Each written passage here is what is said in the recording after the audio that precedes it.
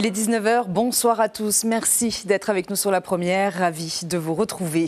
Dans l'actualité de ce samedi 24 août, régénérer les plans d'orangers de la Punaru, c'est la clé pour préserver ce patrimoine culturel de la commune de Punaouia. Et c'est ce que font les membres de l'association de protection de la vallée. Nous sommes partis à leur rencontre. Ils ont décroché l'ENAC à Toulouse. Orama et Teiki sont deux étudiants qui se préparent aux grandes écoles. Leur ambition, devenir contrôleur aérien. À 2 jours de la rentrée universitaire, nous les avons rencontrés. Leur portrait dans ce journal. Des mains en or pour des créations originales. L'un est spécialiste de Tifeifei, l'autre laisse exprimer son imagination à travers des sacs. 2 artisans qui vont proposer leurs œuvres au salon Art du Fénois. 45 artisans sont attendus pour cette 11e édition à l'Assemblée de Polynésie. Programme, objectif, évolution de la profession. Nous ferons le point avec la présidente de la Fédération Papaoa, Micheline Chong, est notre invitée ce soir. Du soleil, des sourires, de la convivialité au programme de la matinée portes ouvertes à la maison du quartier municipal de Tiperoui-Grand. Une opération lancée par la commune de Papeete pour permettre aux habitants de se réapproprier les lieux. Ils sont perchés à 810 mètres d'altitude et sont connus pour leurs fruits juteux. Les orangers de la Punaru n'ont plus besoin de se faire une réputation. Pourtant, ils se font de plus en plus rares et vieillissent à grande vitesse. L'association pour la protection de la vallée de la Punaru a donc décidé de les remplacer et propose un projet de régénération indispensable pour préserver ce patrimoine culturel de la commune. Reportage signé Mélissa Chong et Sandroli. La dure loi de la vieillesse n'épargne pas les orangers de la Punaru. Pelle et pioche en main, leur régénération est en marche depuis 2022 grâce à cette pépinière installée sur le mont Rata. Ici, 300 jeunes plants d'orangers se gorgent de soleil pour bien grandir et faire fleurir de nouveaux fruits juteux. Ça fait plus d'une dizaine d'années qu'on voit la production d'oranges baisser. D'année en année, si on continue comme ça, il n'y aura plus rien d'ici 20 ans. Hein.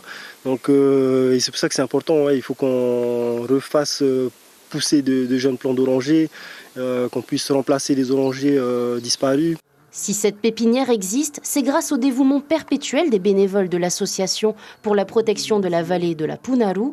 Afin de s'équiper en matériel, aménager et sécuriser le site, l'association a bénéficié d'un financement de l'Union européenne à hauteur de 6 millions de francs pacifiques dans le cadre du programme Protège. Ce projet nous a beaucoup intéressés parce qu'il mêlait à la fois un objectif de préservation de la biodiversité pour lutter contre les espèces envahissantes et également de valorisation de ces espèces envahissantes au bénéfice de la production agricole. Donc là, l'idée, c'est bien de préserver une ressource à la fois culturelle, patrimoniale pour la commune de Punaouia, les orangers, mais également une ressource agricole. Et de la préserver donc contre la pression qu'exercent les espèces envahissantes. Les mains dans la terre, mais le regard tourné vers le futur, Simplicio Lissan voit en ces jeunes plants la préservation d'un héritage culturel. Voilà. C'est une des clés pour la préservation de notre patrimoine qui provient de notre Tupuna, qui sont les orangers que nous avons ici. Comme tu peux voir derrière, il y a des très vieux pieds qu'on a pu sauver un petit peu, mais il faut régénérer en fait tous ces anciens pieds en plantant de nouveaux, et c'est une opération donc de longue haleine. Il faut désormais s'armer de patience et d'espoir pendant au moins 8 ans avant de voir germer les premiers fruits de cette nouvelle génération d'orangers de la Punaru. Accident spectaculaire du côté de Papara cet après-midi. Une voiture s'est retournée sur la chaussée après avoir tenté un dépassement et s'être rabattue au dernier moment. Un poteau électrique a été arraché, provoquant le blocage de la route vers Papeete. Selon nos informations, 5 personnes ont été blessées et transportées à l'hôpital de Taravao. J-2 avant la rentrée des étudiants de l'université. Chaque année, une vingtaine d'entre eux optent pour le cycle universitaire préparatoire aux grandes écoles, un parcours sélectif renforcé par une licence de physique pour les concours d'ingénieurs. Orama et Teiki viennent d'achever leur cycle. Les 2 étudiants vont intégrer l'ENAC à Toulouse avec cet objectif, devenir contrôleur aérien. Caroline Fary et Dylan Fils les ont rencontrés. Regardez. À 19 ans, Orama et Teiki achèvent une formation de 2 ans particulièrement exigeante, une licence de physique renforcée qui requiert une forte motivation et un engagement sans faille. Tous deux ont décroché l'ENAC contrôleur aérien. Je repars jeudi au soir. Directement à Toulouse ? Je fais un arrêt à Bordeaux et ensuite Toulouse. La prépa, c'est connu pour être un peu assez difficile avec l'école, les DS le samedi, etc. Mais ça va, j'ai fini les 2 années et ça s'est bien passé. Je vais à l'ENAC très prochainement pour être contrôleur aérien. Donc c'est un métier assez spécifique, c'est pas vraiment une école d'ingénieur. C'est un métier qui offre une qualité de vie ensuite assez bonne et qui permettait aussi de revenir sur le territoire par la suite pour travailler. Teiki envisage lui aussi le métier de contrôleur aérien. Après 3 ans d'études à Toulouse, réclamant capacité de travail et d'organisation, il espère revenir exercer à Tahiti. Il faut beaucoup de travail et beaucoup de motivation, vraiment avoir un objectif en fin de parcours pour rester motivé et ne pas lâcher au cours des 2 années en fait. Là mon but ça serait de revenir du coup au Fénois pour exercer ce métier. Mais ça va dépendre des disponibilités à la tour parce que c'est un effectif qui est assez petit. Et il faut attendre que quelqu'un parte pour pouvoir revenir ici. Mais mon objectif, ça serait de revenir à terme ici. Et pourquoi pas avant, faire quelques années dans des plus grandes tours en France pour avoir de l'expérience avant de revenir ici. Pour intégrer le cycle universitaire préparatoire aux grandes écoles, mieux vaut être bon en maths, physique et en informatique. Un parcours différent du cursus classique, mais le jeu en vaut la chandelle, avec un débouché sur les grandes écoles d'ingénieurs. Vous êtes dans le premier cas, vous. Le premier cas, vous avez intégré, pas l'X, l'ENAC, mais enfin vous y êtes presque, entre la première et la 2e année. Okay. Alors, lorsqu'on fait un cursus classique, on est beaucoup plus libre. On apprend des choses et ensuite c'est libre à chaque étudiant de savoir ce qu'il voudra faire avec ces choses-là. Là, ils viennent déjà après le baccalauréat, dès le début, ils savent que c'est pour devenir ingénieur. Il faut tenir bon pendant 2 ans, après on passe des concours et après seulement on pourra se spécialiser en choisissant une école d'ingénieur dans le domaine qui nous intéresse. Ils ne sont qu'une vingtaine chaque année à choisir ce programme, un avantage pour ces candidats qui bénéficient d'un accompagnement de qualité vers leur futur métier. C'est un autre type de filière, celle du cannabis thérapeutique. Le 9 juillet dernier, l'Assemblée de Polynésie a adopté la loi concernant sa consommation et sa culture au Fénois. Elle devrait entrer en vigueur début 2025, mais avant, il faut informer. C'est ce que font certains élus, notamment à Moorea, à travers différents ateliers participatifs. Et parmi les intervenants, les ministres de la Santé et l'Agriculture. 30 personnes ont répondu à l'invitation. Nohaura Rurua a recueilli quelques réactions sur place. Je trouve qu'une libération du cannabis serait quand même une bonne chose. Parce qu'après tout, l'alcool est libre, la cigarette est libre, le sucre raffiné est libre. Et pourtant, ces 3-là, c'est ceux qui causent le plus de morts, que ce soit ici ou en France. Ça m'a appris beaucoup de choses, comme le taux par exemple. De THC, voilà. Il ne faut pas dépasser le 0,3% pour ne pas que ça soit illégal justement. Sur les réseaux sociaux, il y a beaucoup d'informations qui circulent, tellement qu'à un moment donné, on se dit quelle est la bonne information. Et donc du coup, c'est comme ça que l'idée est venue d'organiser un atelier d'information sur ce thème bien précis. Les Jeux Olympiques, c'est terminé, mais bonne nouvelle, les compétitions locales reprennent avec le 2e tour du Erkalin Tahiti Master Tour sur le spot de Taharu. 2 jours de compétition organisés par le Papara Surf Club. 104 surfeurs licenciés de plus de 35 ans s'affrontent dans ce championnat. Parmi eux, d'anciennes gloires du surf polynésien et un doyen âgé de 70 ans. Eux sont plus jeunes et ont des rêves plein la tête. Plus de 4000 athlètes sont attendus dès mercredi à la cérémonie d'ouverture des Jeux paralympiques de Paris 2024. Parmi eux, 230 sportifs français, dont 14 para-athlètes originaires des Outre-mer. Combien peuvent rêver d'une médaille ? Nicolas Bouige s'est essayé au petit jeu des pronostics.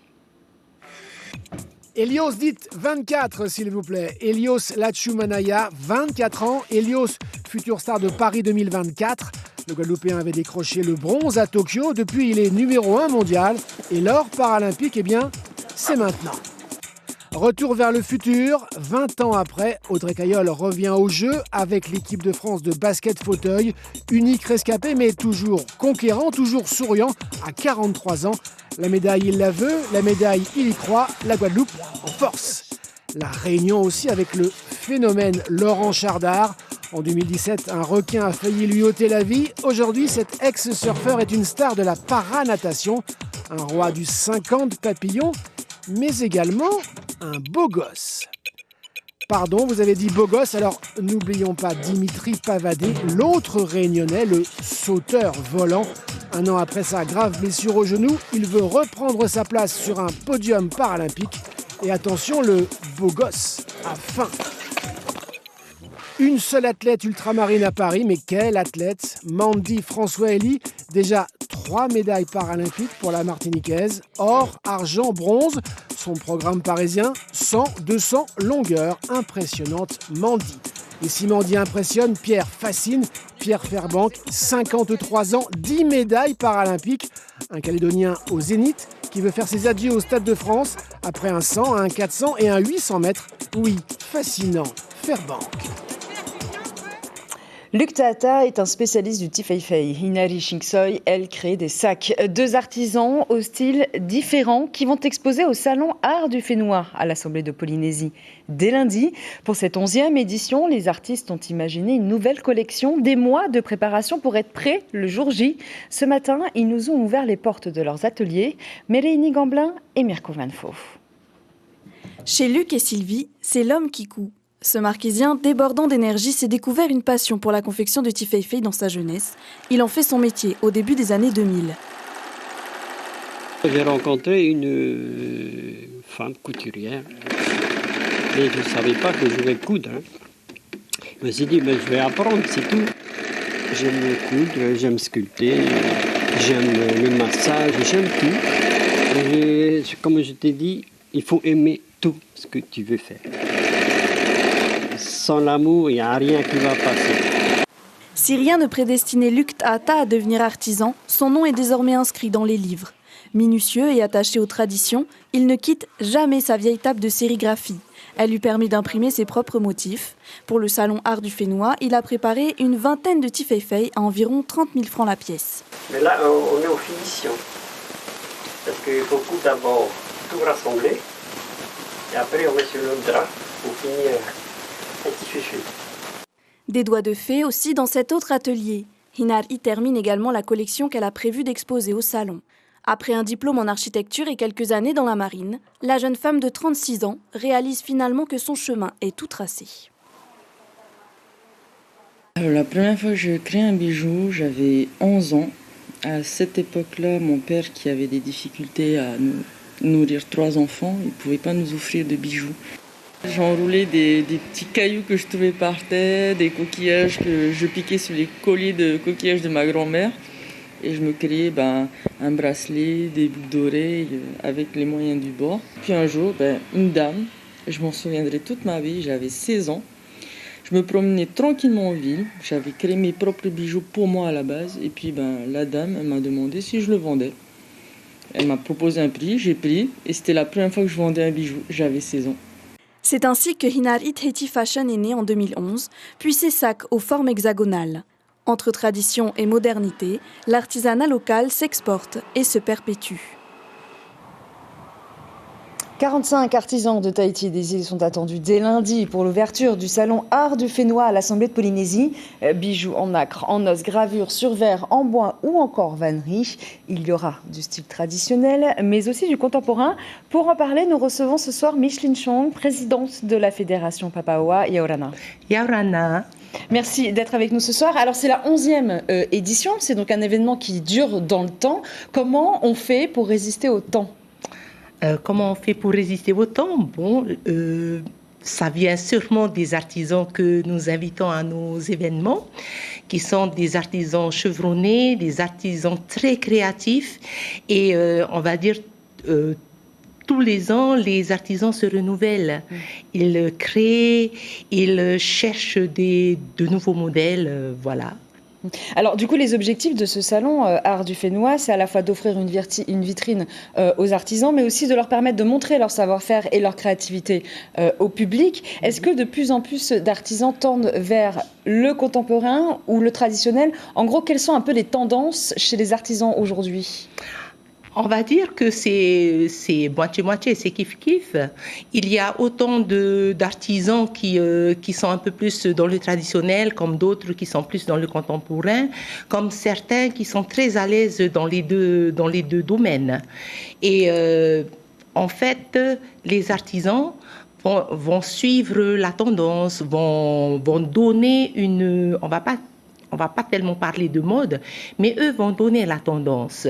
Et en fonction de ça, et puis en fonction de la réponse justement de la clientèle, des visiteurs, ils vont continuer ou chercher d'autres pistes. Et est-ce que vous avez vu justement chez la clientèle, pour le coup, quelque chose qui avait changé, peut-être une demande qui est différente d'il y a quelques années?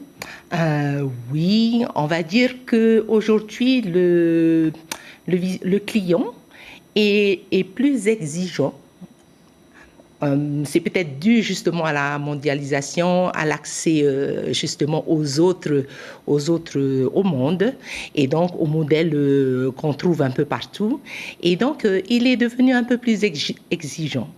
Et les artisans, enfin tous les créateurs, l'ont compris et donc vont marcher dans ce sens. Alors au-delà des expositions, vous proposez également des ateliers, confection par exemple de tifeifei, de couronnes, mais aussi des ateliers par exemple de tressage. Est-ce que c'est important de garder cet échange entre le savoir-faire, la créativité de l'artisan et le public qui vient aussi un peu pour apprendre, pour savoir ? Oui, c'est très important parce qu'on a souvent pas des réflexions méchantes, mais du style « on ne comprend pas le prix de tel ou tel objet ». Et une fois que les personnes se mettent dans ces ateliers, ils comprennent que on ne peut pas tresser juste en prenant deux, trois brins de fibre. Il faut préparer la fibre. On ne peut pas réaliser un tifeifei juste en découpant des petits morceaux de tissu. Il y a toute une démarche en amont. Et donc, une fois qu'ils assistent, qu'ils participent, pas assister, qu'ils participent aux ateliers, ils se rendent compte que c'est beaucoup de travail, c'est beaucoup de réflexion. Alors, comment se porte aujourd'hui l'artisanat? Pour un rappel, un petit peu, depuis 2 ans, le pays a décidé de professionnaliser un peu plus justement ce métier, notamment avec des formations, plus d'accompagnement, également des aides. Est-ce que vous sentez justement que ça se professionnalise plus au niveau de l'artisanat aujourd'hui? Oui. On va parler de l'artisanat d'il y a quelques décennies où c'était plus un revenu d'appoint pour les familles. Et aujourd'hui, c'est devenu un vrai métier. Et où il faut de vraies connaissances, de vrais savoir-faire. On ne peut plus bricoler de petits coquillages par-ci par-là. La clientèle est exigeante et puis nous avons toujours envie de faire des choses plus belles. Donc on va apprendre des techniques, on va apprendre de tout ce qu'on peut nous apporter, que ça vienne des anciens, que ça vienne de l'extérieur, pour pouvoir produire des objets magnifiques. On va tendre vers ça, vers quelque chose qui soit parfait. Merci beaucoup, Micheline Chong, d'avoir été avec nous. Et je rappelle donc que vous êtes la présidente de la Fédération Papaoa. Le salon Art du Fénois est ouvert jusqu'au 1er septembre à l'Assemblée de Polynésie. Vive mon quartier, c'est le thème de la matinée porte ouverte organisée à la maison de quartier municipal de Tiperuy-Grand, une initiative de la ville de Papeete et sa direction de l'emploi, de la jeunesse, des sports et de la cohésion sociale. L'idée, permettre aux habitants de se réapproprier le phare de quartier et ses équipements, le tout en partageant un moment de convivialité. James O et Hubert Liao. C'est une matinée ensoleillée placée sous le signe de la convivialité. La maison de quartier Tiperuy-Grand rouvre ses portes avec au programme des activités ludiques pour petits et grands. Eva, qu'est-ce que tu penses de ces activités? C'est carrément top. On va pour la première fois le sourire sur nos enfants et j'espère qu'il y aura une prochaine fois par contre. Moi je trouve que c'est bien qu'ils ont rouvert cette maison de quartier qui a été abandonnée ça fait longtemps aussi. Ils ont réouvert ce quartier-là. C'est bien pour qui? Pour les parents ou pour les enfants? Pour les parents, pour les gens du quartier d'abord, déjà. Ils ont de la chance d'avoir 2 maisons de quartier dans un seul quartier de Tipperary. Ça va éviter les enfants de notre quartier à nous d'aller par en bas jouer. Comme ça, eux, ils ont payé leur maison de quartier ici. Ils peuvent faire des jeux, des activités comme ils veulent, que ce soit les petites journées ou les week-ends. La réouverture de cet espace a été rendue possible grâce au recrutement par la ville de Papeete d'un animateur qui prend ses fonctions aujourd'hui. Le thème de la journée, Vive mon quartier. C'est une manifestation que nous mettons en place, on va dire, chaque année dans différents quartiers, mais sous différentes thématiques. Ici, la thématique, c'est Vive mon quartier. L'objectif étant que les habitants de Tipperary, notamment de Tipperary Grand, se réapproprient ce lieu qui est dédié en fait aux animations, que ce soit culturelles, sportives. En attendant la réalisation d'une salle omnisport ici même, plusieurs actions de proximité sont programmées jusqu'à la fin de l'année par la direction de la cohésion sociale de la ville de Papeete.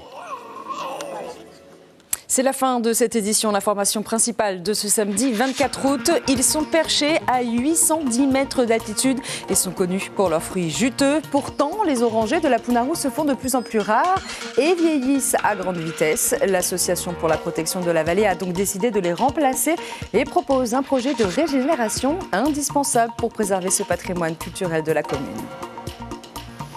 2 feuilletons au programme de votre soirée Legacy suivi des arômes du cœur. Prochain point de la formation demain dès 6h30 sur vos ondes Polynésie, la première radio avec Yarita Yata et Leina Tetouanoui. Je vous souhaite à tous une excellente soirée et je vous dis à demain.